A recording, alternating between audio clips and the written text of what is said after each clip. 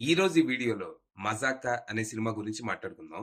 Sandeep Kishan, Rao Ramesh, Ritu Varma, Anshu Sagar leads గా త్రినాథరావు నక్కిన direction లో వచ్చిన కామెడీ డ్రామా ఇది.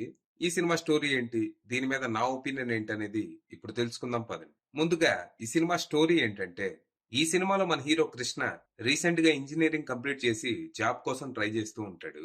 ఇంట్లో తను వాళ్ళ నాన్న వెంకటరమణ మాత్రమే ఉంటారు. వాళ్ళమ్మ తను పుట్టగానే చనిపోతది. అప్పటి నుంచి వీళ్ళిద్దరే ఉంటారు. అయితే వీళ్ళిద్దరూ తండ్రి కొడుకుల్లా కాకుండా బేవర్స్ బ్యాచులర్ రూమ్మేట్స్ లా బతుకుతూ ఉంటారు.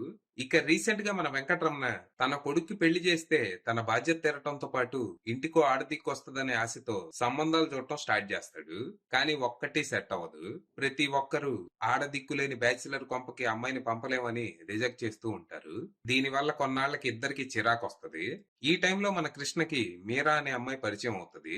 తనని ప్రేమించి పెళ్లి చేసుకుని ఇంటికి కోడలుగా తీసుకొస్తే వాళ్ళ నాన్న హ్యాపీగా ఫీల్ అవుతాడని మనోడు తన ప్రయత్నాలు మొదలు పెడతాడు.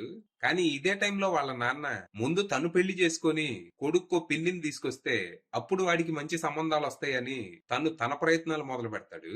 మనోడు అలా అనుకోగానే ఇలా యశోద అనే ఓ ఆంటీ తనకి పరిచయం అవుతుంది.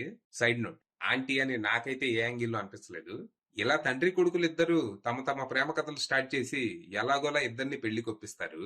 కానీ అనుకోకుండా వీళ్ళ పెళ్లికి ఒక పెద్ద ప్రాబ్లం వస్తుంది. అలాగే వీళ్ళకున్న ప్రాబ్లం ని ఇంకా పెద్ద చేసి పెంట చేయాలని వీళ్ళకే తెలియని ఓ శత్రువు ప్లాన్ చేస్తూ ఉంటాడు. మరి తర్వాత ఏం జరిగింది? వీళ్ళ ప్రేమ పెళ్లిగా మారటానికి వచ్చిన అడ్డేంటి? అసలు మన హీరోకి అమ్మాయి సెట్ అయిందంటే ఓకే గాని వాళ్ళ నాన్నకు కూడా అమ్మాయి ఎలా సెట్ అయింది? తను అంత పోటుగాడా? ఇంతకీ వీళ్ళకి తెలియకుండా వీళ్ళ మీద పగబట్టింది ఎవరు, ఎందుకు? చివరికి తండ్రి కొడుకులిద్దరికి పెళ్లి జరిగిందా లేదా అనేది మీరు సినిమా చూసి తెలుసుకోవాలి. ఇక ఈ సినిమా నాకు జస్ట్ ఓకే అనిపించింది. అంటే సినిమాలో నేను చాలా సార్లు నవ్వుకున్నా గానీ 99.9% జోకులన్నీ మనం ఇంతకు ముందు వినేసిన చూసేసిన జోకులే. కొన్ని జోకులు డైలాగులు అయితే యాజ్ ఇట్ ఈస్ గా జబర్దస్త్ కామెడీ షో నుంచి ఎత్తేశారు. హైపర్ అది, చమ్మక్ చంద్రాలను సినిమాలో పెట్టుకొని వాళ్ళ చేత ఏదో రాయించినట్టు ఉన్నారు. మరి ఈ సినిమా స్టోరీకి మంచి హిలేరియస్ ఎంటర్టైనర్ అయ్యే పొటెన్షియల్ ఉంది. కానీ రైటింగ్ వీక్ గా ఉండటంతో సినిమా తేలిపోయింది. సినిమా ఫస్ట్ హాఫ్ డీసెంట్ ఉంది. బ్యాచిలర్స్ గా తండ్రి కొడుకులు పడుతున్న అవస్థలతో సినిమా స్టార్ట్ అవుతుంది. వీళ్ళ కాలనీలో జరిగే ఏ శుభకార్యాలకి ఫంక్షన్లకి వీళ్ళకి పిలుపు రాదు. కాలనీలో లేడీస్ అంతా వీళ్ళ ఇంట్లో లేడీస్ లేరని వీళ్ళని అవాయిడ్ చేస్తూ ఉంటారు. సరే ఇలా కాదు, కొడుక్కి పెళ్లి చేస్తే వాడికో తోడు ఇంటికో కోడలు వస్తుందని సంబంధాలు అడిగితే చీ దొబ్బే అంటారు. ఇక ఈ పరిస్థితుల్లో ఏం చేయాలో తెలియక ఇద్దరు లవ్ చేయటం స్టార్ట్ చేస్తారు. వీళ్ళ ప్రేమ కథలతోనే ఫస్ట్ హాఫ్ అంతా గడిచిపోద్ది. ఈ ప్రేమ కథలు అంత గొప్పగా ఏమీ లేకపోయినా రావు రమేష్ గారి comedy timing అదిరిపోవటంతో first half గడిచిపోద్ది.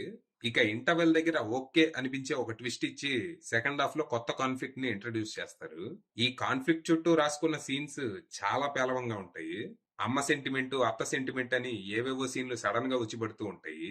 Screen play లో ఒక ఫ్లో ఉండదు.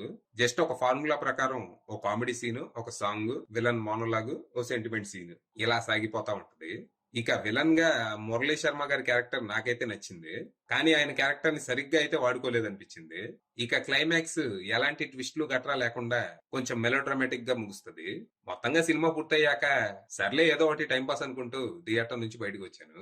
ఓవరాల్ గా సినిమాలో ఉన్న పాజిటివ్స్ విషయానికి వస్తే రావు రమేష్, సందీప్ కిషన్ల మధ్య కెమిస్ట్రీ, వీళ్ళ కామెడీ టైమింగ్, అలాగే కొన్ని కామెడీ సీన్స్, ప్రొడక్షన్ వాల్యూస్. ఇక నెగటివ్స్ విషయానికి వస్తే రైటింగ్, మ్యూజిక్, ముఖ్యంగా పాటలు అన్ని సోదే. అలాగే ఓ అమ్మాయిని తీసుకొచ్చి ఆంటీ అని మనల్ని కన్విన్స్ చేయాలని ట్రై చేయటం, మిస్కాస్టింగ్, డైరెక్షన్. ఫైనల్ గా చెప్పేది ఏంటంటే, ఎలాంటి అంచనాలు లేకుండా వెళ్తే ఈ సినిమా కొంచెం టైం పాస్ అనిపించే అవకాశం ఉంది. అది విషయం.